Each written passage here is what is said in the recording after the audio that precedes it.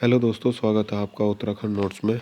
दोस्तों, कल 8 जनवरी को यूके ट्रिपल एस ने फॉरेस्टर का रिजल्ट घोषित कर दिया है। और इस रिजल्ट को घोषित होने के बाद सभी लोग, जितने भी कैंडिडेट्स ने एग्ज़ाम दिया था, सभी लोग शॉक्ड हैं, क्योंकि किसी ने भी नहीं सोचा था कि इसकी मेरिट जो है 93 जो है चली जाएगी। सभी लोग सोच रहे थे कि 80 तक जाएगी मैक्सिमम, ठीक है, लेकिन 93 किसी ने भी नहीं सोची थी।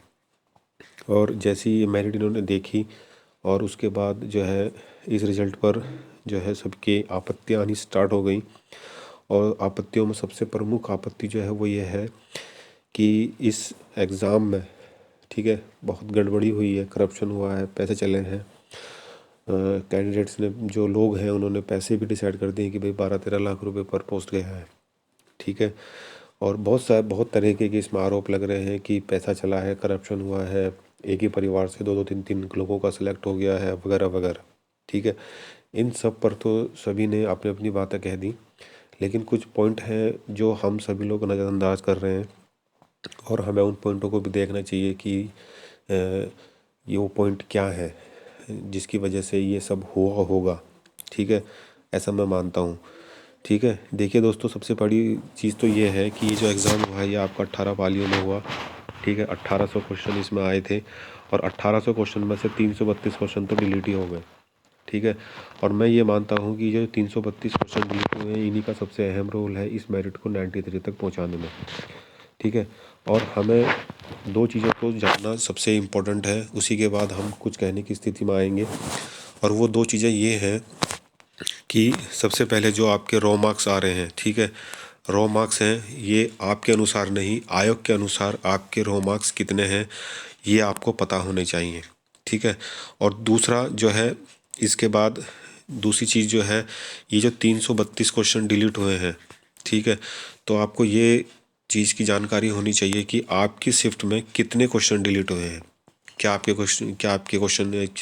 शिफ्ट में 2 क्वेश्चन डिलीट हुए हैं या 20 क्वेश्चन डिलीट हुए हैं, ठीक है। तो ये दो चीज़ें आपको पता होनी चाहिए। इन दो चीज़ों के बाद ही आप किसी तरह का आरोप लगाएं। मैं आपसे यही रिक्वेस्ट करूँगा, फ़िलहाल जब तक आपको ये दो चीज़ें पता ना हो तब तक आप किसी भी तरीके का नेगेटिव कमेंट करने से या किसी भी तरीके का आरोप लगाने से बचें, ठीक है। जब आपके सामने ये दो स्थितियाँ स्पष्ट हो जाएंगी तब आप आरोप लगाने की स्थिति में आ जाएंगे, तब आप सवाल पूछने की स्थिति में आ जाएंगे। आयोग ने आपको टाइम दिया हुआ है कि आप 15 दिन के अंदर जो है अपनी आपत्ति दर्ज कर सकते हैं इस मेरिट के ऊपर, ठीक है। आपका किसी भी तरीके का सवाल है, आपके मन में कोई भी डाउट है, ठीक है, A to Z कोई भी डाउट है, किसी भी तरीके से आपको लगता है कि इस मेरिट में ये गड़बड़ी हुई है, तो आप सीधे आयोग से पूछें कि भाई ऐसा कैसे हो गया, ठीक है। इसमें जो ये 332 क्वेश्चन जो डिलीट हुए हैं, इन्हीं की वजह से सबसे बड़ी ज़्यादा गड़बड़ी हुई है। और इस एग्ज़ाम का सबसे बड़ा ड्रॉबैक तो यही है कि ये 18 पालियों में हुआ है, ठीक है। और थोड़ा बहुत नॉर्मलाइजेशन का फ़र्क भी पड़ा होगा। और सबसे बड़ा ड्रॉबैक तो इसका यही है कि ये 18 पालियों में ये एग्ज़ाम हुआ है। 1800 क्वेश्चन में से 332 क्वेश्चन डिलीट होना एक बहुत बड़ी बात है, ये बहुत बड़ा आंकड़ा है भैया। 20, 30, 40, 50 क्वेश्चन डिलीट होना ठीक है, लेकिन 332 क्वेश्चन डिलीट होना एक बहुत बड़ी बात है। वैसे आपत्ति दोस्तों 600 क्वेश्चनों पर आई थी, ठीक है, 600 क्वेश्चनों पर आपत्ति आई थी, जिसमें से 332 क्वेश्चन डिलीट हो गए। और मैं समझता हूँ कि ये 332 क्वेश्चन जो डिलीट हुए हैं, इन्हीं की वजह से मेरिट जो है 93 पहुँच गई है, ठीक है। और इसके साथ दोस्तों एक चीज़ और भी आ रही है, कुछ कैंडिडेट कह रहे हैं कि उनके नंबर 73 हैं, ठीक है, और दूसरे के 63 हैं, ऐसी हैं।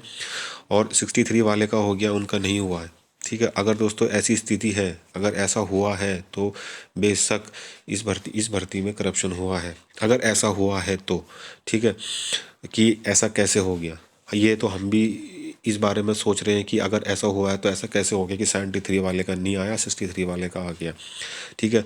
और ये चीज़ें हैं, आप जो है किसी और से नहीं, किसी से भी नहीं, या आप सीधा आयोग से पूछिए कि भाई ऐसा कैसे हो गया। अगर आपको लगता है कि ऐसा हुआ है तो ऐसा कैसे हो गया, ठीक है। अगर ऐसा हुआ है तो 100% इसमें धांधलेबाजी हुई है। देखिए दोस्तों, मैं बिल्कुल भी जो है आयोग का सपोर्ट नहीं कर रहा हूँ, ठीक है। और मैं इस बात से भी बिल्कुल भी इनकार नहीं कर रहा हूँ कि भाई कि गड़बड़ियाँ नहीं हो सकती हैं, ठीक है, गड़बड़ी हो भी सकती है, ठीक है। लेकिन जब तक आपके पास सभी तथ्य सामने आपके ना हो तब तक आप किसी भी तरीके का नेगेटिव कमेंट करने से बचें। और एक चीज़ इसमें और निकल कर आ रही है लोग कह रहे हैं कि जो है भाई एक ही परिवार के 2 या 3 लोगों का एक साथ सिलेक्ट हुआ है। ठीक है, 2-3 बहनों का या 2-3 भाइयों का एक साथ सिलेक्ट हो गया एक ही परिवार से, ऐसे कैसे हो गया? दोस्तों देखिए, ऐसा कैसे नहीं हो सकता बताइए आप। ठीक है, अगर एक परिवार में 2 या 3 भाई हैं जो भर्ती के लिए एलिजिबल हैं, उन्होंने अप्लाई करा, एक साथ पढ़ाई करी, मेहनत करी और वो सेलेक्ट हो गया, तो ऐसा कैसे नहीं हो सकता? इस बारे में इसको आप कैसे कह सकते हो कि ये गलत है? ठीक है, तो इस पॉइंट पे कमेंट करने से ज़रा पहले ज़रा थोड़ा सा सोचें। ठीक है, क्या पता आपका भी अगर कोई भाई होता, वो भी आपके साथ फॉर्म भरता, और दोनों के दोनों सेलेक्ट हो जाते, तो कोई आप पे भी आरोप लगा देता। ठीक है, तो ये एक हो सकता है ऐसा। ठीक है, क्योंकि ये तो एक फॉरेस्टर का है, हमने आईएएस जैसे एग्ज़ाम में, जो देश का सबसे बड़ा एग्ज़ाम है, उसमें भी 2-2 बहनों को, 2-2 भाइयों को एक साथ सेलेक्ट होते हुए देखा है, वो भी आईएएस जैसी पोस्ट पर। तो जब वहाँ हो सकते हैं तो यहाँ क्यों नहीं हो सकते? तो ये तो एक, मैं मेरे हिसाब से तो ये निरर्थक है कि इस तरीके का आरोप लगाना। ठीक है, कि भाई 2 भाइयों का, 2 बहनों का एक ही परिवार से कैसे हो गया? ठीक है, पैसे देना, देखिए दोस्तों, पैसे पैसे आपने आरोप लगा दिया कि उन्होंने पैसे दिए हैं, लेकिन पैसे देना बहुत बड़ी बात होती है। ठीक है, एक मध्यम वर्गीय परिवार के लिए 25-30 लाख रुपए देना बहुत बड़ी बात होती है। ठीक है, अगर एक पोस्ट के अगर 12 लाख रुपए, तो 2 पोस्ट के सीधे सीधे 24 लाख रुपए हो गए। 24 लाख रुपए देना एक मध्यम वर्गीय परिवार के लिए बहुत बड़ी बात होती है। ठीक है, तो मैं समझता हूँ कि इस पॉइंट पर ज़रा आरोप लगाने से बचें फिलहाल। और इस पूरी प्रक्रिया पर, ठीक है, अभी हमको पूरी जानकारी नहीं पता है कि का क्या कैसे हुआ। ठीक है, अभी हमारे सामने सिर्फ रिजल्ट है, और रिजल्ट में हम सिर्फ एक चीज़ देख रहे हैं, 93 जो मेरिट गई है वो देख रहे हैं। आप सबसे पहले थोड़ा सा वेट करिए, एक ये शायद आज जो है आयोग आपके जो रॉ मार्क्स हैं, ठीक है, और नॉर्मलाइजेशन जो नॉर्मलाइज मार्क हैं, वो सारे अपने जो है अपनी साइट पर डाल देगा। दूसरा, आयोग ये भी बताएगा, जब इतनी बड़ी भर्ती है, जब इतनी बड़ी बड़ी बातें बोली जा रही हैं, तो आयोग ये भी बताएगा कि कौन सी शिफ्ट में कितने क्वेश्चन डिलीट हुए हैं। जब उसने ये बताया है कि 332 क्वेश्चन डिलीट हुए हैं, तो किस शिफ्ट में कितने क्वेश्चन डिलीट हुए हैं वो भी आपको बताएगा। देखिए दोस्तों, मेरा जो सोचना है वो ये है, एक छोटा सा एग्जांपल मैं आपको देता हूँ। देखिए, 100 नंबर का पेपर था। 100 नंबर में से मान लीजिए कि किसी शिफ्ट में 20 क्वेश्चन डिलीट हो गए। ठीक है, अब आप ये इसमें ये नहीं कह सकते कि ज़रूरी है कि 20 क्वेश्चन डिलीट हुए हों। 20 क्वेश्चन भी डिलीट हो सकते हैं, 10 भी हो सकते हैं, 5 भी हो सकते हैं, 2 भी हो सकते हैं। ठीक है, अभी डिपेंड करता है कि आपकी शिफ्ट में कितने क्वेश्चन डिलीट हुए। ठीक है, मान लीजिए कि हमने कि भाई 20 क्वेश्चन डिलीट हुए तो 80 बचे। अब 80 में से वो 70 नंबर ला रहा है पहले से ही, तो 70 तो उसके 100 में से काउंट होंगे भाई, 100 में से वो 70 नंबर लेके आ रहा है। ठीक है, जिसमें से 20 जो क्वेश्चन है वो डिलीट हो गए, वो 20 क्वेश्चन उसने किए ही नहीं थे। ठीक, वो डिलीट हो गए, ये इसका इसको फ़ायदा मिल गया, तो 70 + 20 इसमें आ गए, तो इसके 90 ऑटोमेटिकली पहुंच गए। ठीक है, ऐसा हो सकता है इसमें।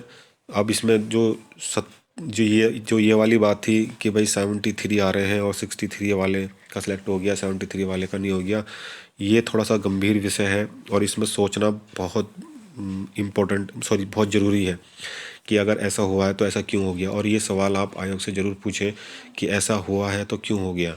ठीक है, और ये सवाल भी आप तभी पूछ सकते हैं जब आपको आपके रॉ मार्क्स पता हों। ठीक है दोस्तों, एक जिम्मेदार कैंडिडेट या जिम्मेदार नागरिक होने के नाते फ़िलहाल आप किसी भी तरीके का नेगेटिव कमेंट करने से बचें। मैं आपको यही सलाह दूंगा कि फ़िलहाल के लिए आप नेगेटिव कमेंट करने से बचें।